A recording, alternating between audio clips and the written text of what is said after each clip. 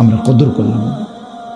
শুধুমাত্র ভাত মাছ চাল ডাল, পেশাব পায়খানা, খাদ্য খাবার, আহার নিদ্রা, ঘুম, যৌবনের চাহিদা পূরণ, ভাইয়া এতটুকুরই জীবন মনে করছি। এতটুকু তো জানোয়ারের জীবন। এতটুকুই যদি জীবন হয়, এ তো জন্তু জানোয়ারের জীবন। কুত্তা বিলাইও তো খায় বেটা, কুত্তা বিলাইও তো ঘুমায়,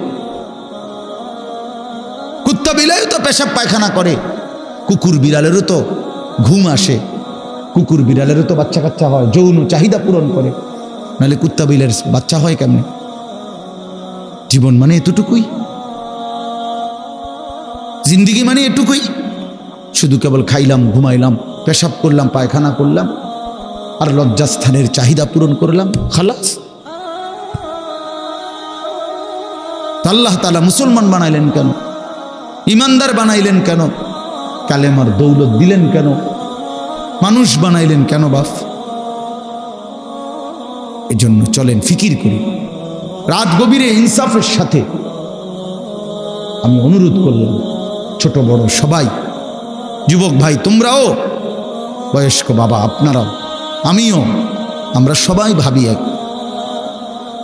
শেষ পর্যন্ত প্রত্যেকে নিজেকে নিয়ে 1 মিনিট হলো ভাইবেন, ঘুম যাওয়ার আগে, চোখটা বন্ধ করার আগে 1 মিনিট হিসাব মিলায়েন। ওয়ালতানজুর নাফসুম মা কদ্দামাত লিগাদ। আল্লাহ তাআলা বলে, বান্দা হিসাব মিলাইও, আগামীকাল আখিরাতের জন্য তুমি আজ কি পাঠাইছো, আজ কি পাঠাইছো। কোরআন শরীফে আছে বাপ, আল্লাহ তাআলা বলে প্রত্যেকটা মানুষের ঘুমের পরে আমি আল্লাহ তাআলা তার রুহুটা তার শরীর থেকে আলাদা করে ফেলি, অতঃপর ইচ্ছা হইলে ফেরত দেই, ইচ্ছা না হইলে ফেরত দেই। আল্লাহর কসম, এটা কোরআনের আয়াত। আল্লাহু ইয়াতাওয়াফাল আনফুসা হিনা মাউতিহা ওয়াল্লাতী লাম তামুত ফি মানামিহা। আল্লাহ তাআলা বলেন প্রত্যেকটা মানুষের ঘুমের সময় আমি আল্লাহ তাআলা তার রুহুটা সরিয়ে ফেলি, আবার মন চাইলে ফেরত দেই। ফায়ুমসিকুল্লাতী কাদা আলাইহাল আজাল ওয়ায়ুরসিলুল উখরা ইলা আজালিন মুসাম্মা। আমার একজন আত্মীয় ছিল, আমার দুলা ভাইয়ের চাচা, শিক্ষিত প্রফেসর মানুষ ছিলেন। রাত্রিবেলা ঘুমাইছেন ঘরে, একেবারে স্বাভাবিক মানুষ। সকালবেলা দরজা ভাঙ্গা খুললে বাইরে করছে মরা লাশ, ঘুমের মধ্যেই চলে গেছে। আল্লাহ তাআলা প্রতিদিন সকালবেলা আমাদের রুহু ফেরত দেয়, ফলে আমরা ঘুম থেকে জাগতে পারি। ভাই আমার, কেন ফজরের নামাজ পড়েন না? ছেলেরা বাপ, কেন ফজরের নামাজ পড়ো না ভাই? বলো।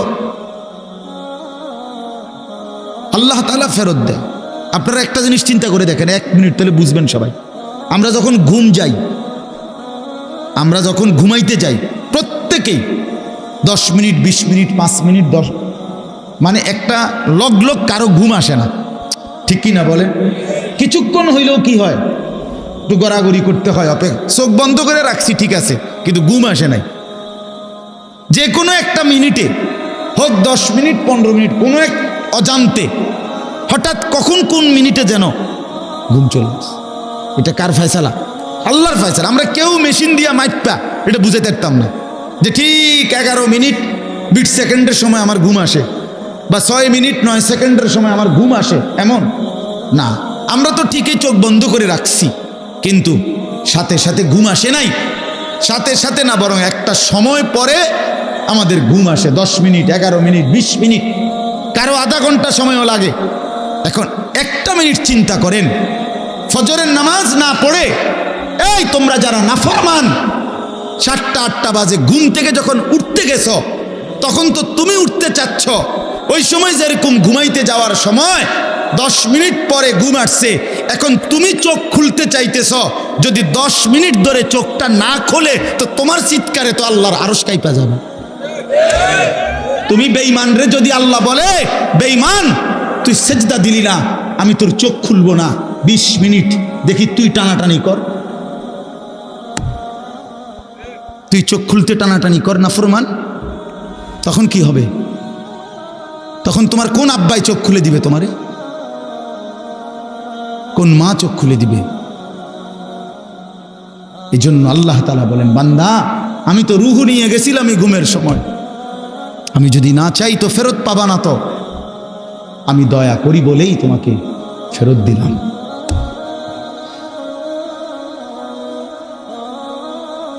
এই জন্য বাপ ফিকির চাই। সামান্য একজন মুসলমান আকলওয়ালা মুসলমান, পাগল না, মাতাল না। মুসলমান তো এতটা পাগল হইতে পারে না। আমরা মুসলমান, আল্লাহ আমাদেরকে ঈমানের দৌলত দিছেন। আমরা কেন এত বেহুশ হব, বেখেয়াল হব? আমাদের এই আমরা যারা এখানে বসলাম, আমরাই নিরিবিলি ভাবেন। ছেলেরা তোমরা ভাবো ভাই, আল্লাহর ইবাদত যদি আমাদেরই পছন্দ না হয় তো ইসলাম কার জন্য বাপ? কার জন্য ভাই? বলো ভাই। তাহলে নামাজ কার জন্য? নবী কার জন্য কাঁদলেন? এত রক্ত, এত চোখের পানি কার জন্য ফেললেন? আমাদের কাছেই আমাদের নবী পছন্দ হয় না, আমাদের ধর্মই আমাদের কাছে ভাল লাগে না। আমাদের রসুলের সারা জিন্দিগি যেইতে যাইতে যাইতেও, যেদিন তিনি পৃথিবী থেকে চলে যায়, মালাকুল মউত আজরাইল যখন রুহু কবজ করে নবীর, তখনও যাইতে যাইতে তিনি বলতেছিলেন আসসালাত আসসালাত। উম্মত নামাজ। আমি চলে গেলাম উম্মত, যাওয়ার আগে শেষবারের মতো বলে গেলাম নামাজ। এতটা আবদার করে গেলেন, এতভাবে বলে গেলেন, এতভাবে কাঁদে গেলেন। তাহলে ইসলাম আমাদের পছন্দ না, আমরা মেসওয়াক আমাদের কাছে পছন্দ না, দস্তরখান আমাদের কাছে মনে থাকে না, আমাদের নবীর তরিকা আমাদের কাছে মনে থাকে না, আমরা টয়লেট পেপার ব্যবহার করতে মন চায় না, ঢিলাকুলু পানি ব্যবহার করি না ছেলেরা। তো ভাইয়া, তোমার কাছে যদি ইসলাম পছন্দ না হয়, ইসলাম তাহলে পালন করবে কে?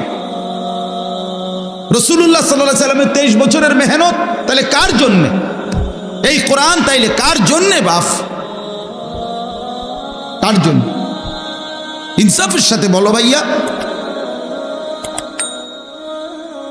অনেক ছেলে তোমরা এখানে বসছো, এই যে এখন চেহারার দিকে তাকাইলে বুঝাই যায় এশার নামাজও পড়ো নাই, মাগরিবের নামাজও পড়ো নাই। আরে জানোয়ার, বেনামাজিরে দেখলে চিনা যায়। বেনামাজি তো মানুষের বাচ্চা না। আমার তো সাফ কথা, বেনামাজি কোনো মানুষের বাচ্চা না। বেনামাজি এটা জানোয়ার, বেনামাজি এটা হাইওয়ান। যার কপালে সেজদা নাই এটা চতুষ্পদ জন্তু, এটা জানোয়ার ছাড়া আর কিচ্ছু। পরে মানুষের থেকে আলাদা চিনা যায়। ওই যে মানুষ না, এটা বুঝাই যায়। ওই জীবন মানে জন্তু জানোয়ারের মতো শুধু ভোগ করা, এটাই চিনছে। কোরআনুল কারীমের মধ্যে আল্লাহ তাআলা বলছে, সেজদা দিলি না তো তুই আজ থেকে শয়তান। শয়তান রে কোন দিন থেকে শয়তান কইছে? যেদিন সেজদা দেয় না। নাকি এর আগে কইতো শয়তানের? বুঝেন নাই কথাটা? যেদিন থেকে সেজদা দেয় নাই, আরে বাবা সেদিন থেকে তারে বলে শয়তান। এর আগে কি তারে শয়তান কইতো? তো কি বুঝলেন? সে তো ফেরেশতাদের শিক্ষক ছিল, মুআল্লিমুল মালাইকা ছিল, সে তো জিন ছিল। কোরআন শরীফে আছে কানা মিনাল জিন। আল্লাহ বলছে আজকের থেকে তুই শয়তান, আজকের থেকে তুই রাজিম, অভিশপ্ত। আউযু বিল্লাহি মিনাশ শাইতানির রাজিম। আজকের থেকে আল্লাহ কোরআনে আছে স্পষ্ট, ইবলিসকে বলছে ওয়া ইন্না আলাইকা লানাতা ইলা ইয়াউমিদ্দিন। বেঈমান, সেজদা দিলি না তো মনে রাখিস কিয়ামত দিবস পর্যন্ত তোর উপরে আমি আল্লাহর লানত, তোর উর্ফে খোদার গজব। তো তোমরা যারা সেজদা দাও না, তো তোমাদের উপরে আল্লাহর লানত।